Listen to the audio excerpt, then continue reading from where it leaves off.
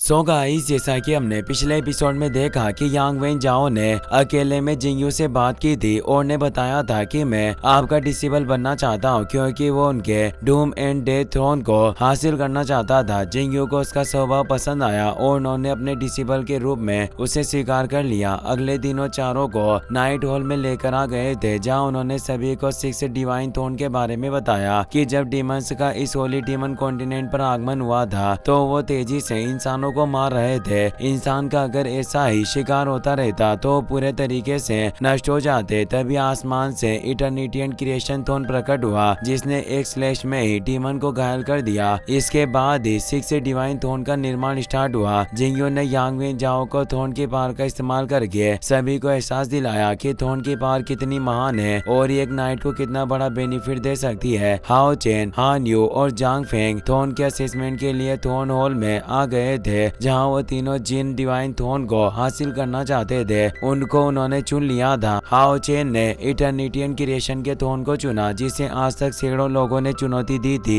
पर कोई भी कामयाब नहीं हुआ। पर जिंगयू को भी हाओ चेन से उम्मीद थी कि वो इसमें कामयाब हो सकता है। हाओ चेन इटर्निटियन क्रिएशन थ्रोन स्पेस में आ जाता है। ये वही जगह थी जहाँ हाओ चेन को थ्रोन के द्वारा पहले भी कई बार बुलाया गया था और अब वहाँ थ्रोन से आवाज आती है कि हाओ चेन, तुम्हारा डिवाइन थ्रोन ऑफ इटर्निटियन क्रिएशन के ट्रायल में स्वागत है। तुम एक दावेदार हो, इसीलिए तुम्हें इस थ्रोन को हासिल करने के लिए 2 ट्रायल्स को पास करना होगा। इन 2 ट्रायल्स का नाम इटर्निटियन क्रिएशन होता है और बताया जाता है कि इस ट्रायल का मतलब यह है कि तुम इटर्निटियन क्रिएशन यानी अनंत काल और सर्जन के सही अर्थ को समझ सको। इसीलिए फर्स्ट टेस्ट की शुरुआत क्रिएशन ट्रायल से होगी और अब हमें एक अलग दुनिया का सीन दिखाया जाता है और हाओ चेन को बताया गया कि सन एंड मून कॉन्टिनेंट में नेचर क्लेन के लोग रहा करते थे जिन्हें प्रकृति से शक्ति मिलती थी। उसके पास नेचर गॉड का वरदान था, साथ ही नेचर से पनपा हुआ बिस्ट था। वो सभी खुश थे और सभी पावरफुल योद्धा होते हैं। दूसरी तरफ इस कॉन्टिनेंट में डार्क नाइट एल्फ रहा करते थे।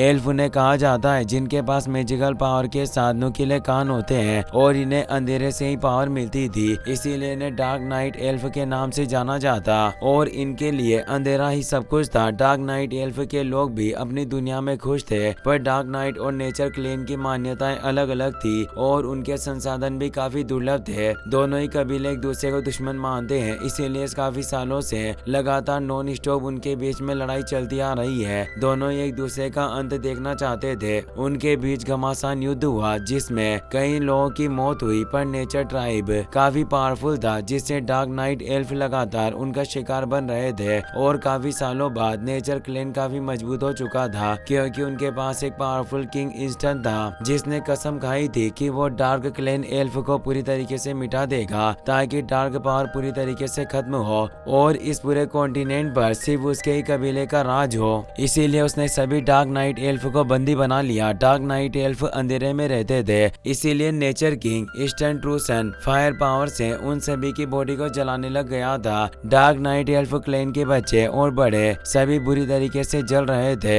एक माँ से अपनी बेटी की हालत नहीं देखी जाती और अपनी पूरी डार्क पावर से एक सीड ऑफ डिस्ट्रक्शन को समन कर लेती है पर यह डिस्ट्रक्शन इस कॉन्टिनेंट के लिए विनाश लाने वाला था जिसने कई सारे नस्ल के बिस्ट और लोगों की जान ली और अब सभी प्राणी में से भी किसी को भी बख्शा नहीं जाएगा। हाओ चेन ये सब सुनकर परेशान हो गया था पर डिवाइन थ्रोन के द्वारा बताया जाता है कि फर्स्ट ट्रायल में तुम्हें इस एंड मून कॉन्टिनेंट के मामले को सुलझाना होगा। तुम्हें इन दोनों कबीले के भाग्य को बदलने की जरूरत है और उनके लिए एक नया फ्यूचर क्रिएट करना होगा। हाओ चेन थोड़ा परेशान हुआ कि आखिर वो उनके लिए एक नया फ्यूचर कैसे क्रिएट करेगा और अब फर्स्ट ट्रायल स्टार्ट हो गया। हाओ चेन की जब आँख खुलती है तो डार्क नाइट एल्फ क्लेन की वो छोटी लड़की सीसी के सामने होता है। सीसी उसे देखकर काफी खुश होती है और कहती है कि महाराज आप आखिरकार जाग ही गए। बाकी सभी डार्क नाइट एल्फ क्लेन के लोग भी खुश हो रहे थे और सभी उसे किंग कहकर बुला रहे थे। हाओ चेन हैरान था कि आखिर ये ऐसा क्यों कर रहे हैं। एक एल्फ कहता है कि अगर आपने हमें प्रोटेक्ट नहीं किया होता तो वो कमीना किंग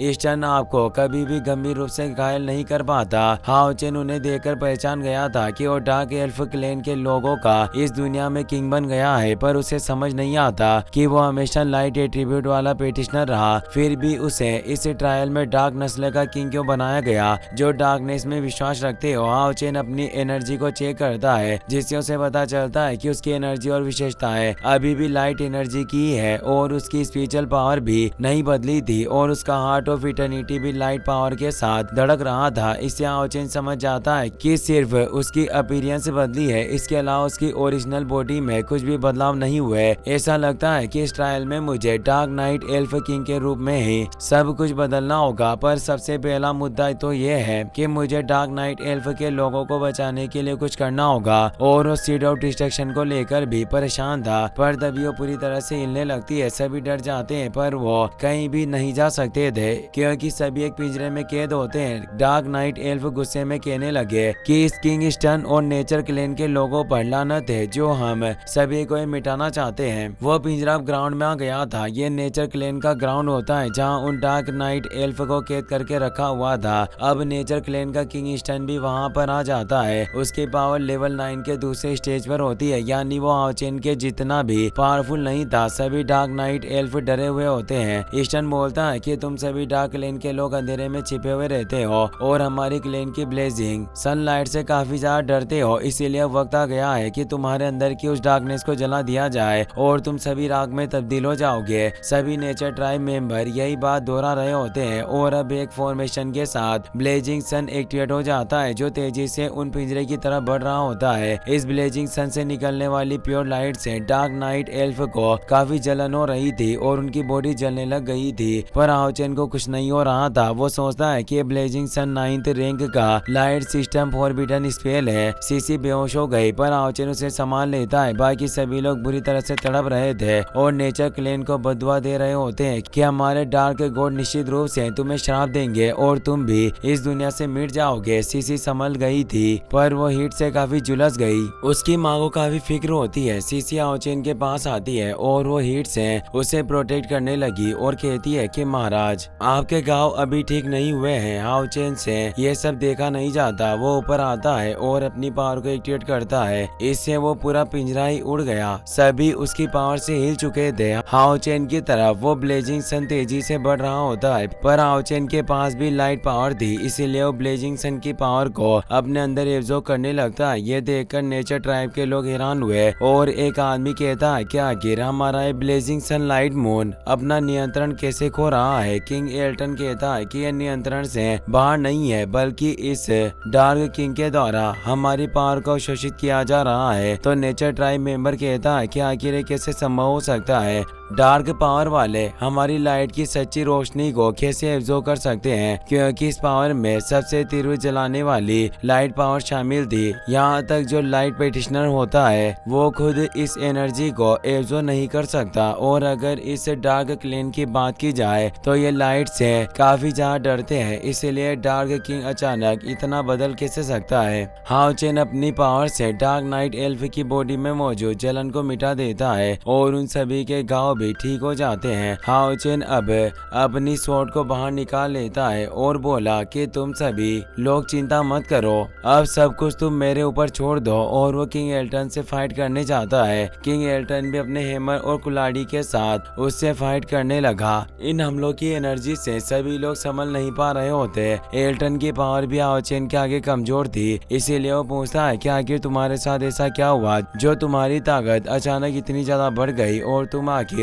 हमारे सनलाइट से क्यों नहीं डर रहे। हाओ चेन उसे पीछे धकेलता हुआ जा रहा था और वो सोचता है कि इस किंग लेवल की पावर 9 लेवल के सेकंड स्टेज के बराबर है, इसीलिए इसका मेरे साथ कोई मैच नहीं है। यानी हाओ चेन आसानी से उसे हरा सकता था, पर वो सोच रहा था कि किसी को मारने से कोई मसला हल नहीं होगा। अगर वो नाइट एल्फ और नेचर क्लेन को एक नया फीचर देना चाहता है तो उसे समझने की जरूरत होगी कि आखिर इन दोनों क्लेन के बीच ऐसा क्या हो गया जो लड़ाई इतनी गंभीर हो चुकी है और ये एक दूसरे को मारना चाहते हैं। King Elton mountain breaking fury strike move का इस्तेमाल करता है, जिससे एक एक्स और हैमर से अटैक करता है, पर हाओ चेन इस हमले से बच जाता है। हाओ चेन किंग ईस्टर्न से कहता है कि आप नेचर क्लेन के किंग हो, फिर भी एक सजा के रूप में इतने क्रूर क्यों हो रहे हो जो हर किसी को मारना चाहते हो। इन डार्क एल्फ में बूढ़े लोग, महिलाएं और बच्चे भी है, क्या तुम्हें इन पर दया नहीं आती। यह कहकर हाओ हाओचेन उस पर पावरफुल अटैक करता है। एल्टन उसके हमले से खुद का बचाव कर रहा था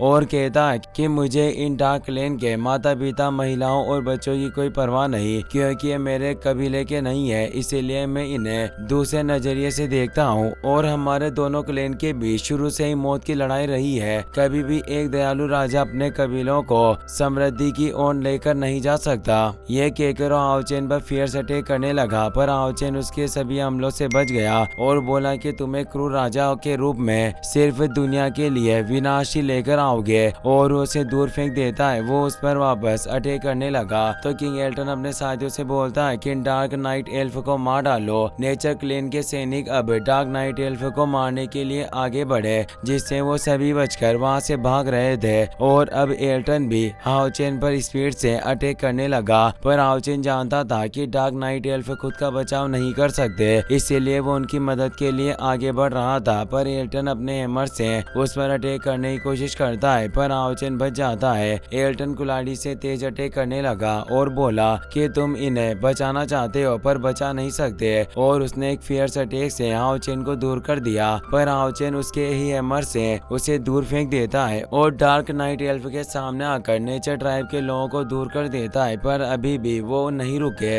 इसीलिए हाओचेन उन्हें एक स्लैश में घायल करके दूर फेंक देता है और डार्क नाइट एल्फ से कहता है कि तुम सभी जल्दी से इस जगह से निकल जाओ। तो सीसी की माँ कहती है कि महाराज आपको वापस सुरक्षित लौटना होगा। ये कहकर वहाँ से भाग जाते हैं। एल्टन कहता है कि तुम में से कोई भी बचकर भाग नहीं सकता, और वो अपने डिवाइन पावर को एक्टिवेट कर लेता है, जिससे एक टाइटन सोल बॉडी क्रिएट होती है, जिससे वो एक पावरफुल कुल्हाड़ी से हाओचेन पर हमला करने लगा। पर हाओचेन अपनी जगह से बिल्कुल नहीं हिला, बल्कि वो अपने एब्सोल्यूट डिफेंस नाइट बॉडी को एक्टिवेट कर लेता है। भले ही यह डार्क पावर के साथ नजर आ रही थी, पर इसमें लाइट की पावर थी। एल्टन कहता है कि तुम भले ही अभी इन डार्क नाइट एल्फ को बचा लो, पर पूरी जिंदगी भर इन्हें नहीं बचा पाओगे। और एक तेज स्फोट होता है। इसी के साथ ये एपिसोड यहीं पर खत्म हो जाता है। वीडियो पसंद आया हो तो अपने दोस्तों के साथ शेयर करना, साथ इस वीडियो को लाइक और चैनल को सब्सक्राइब करने के लिए आपका तहे दिल से शुक्रिया। Thanks for watching.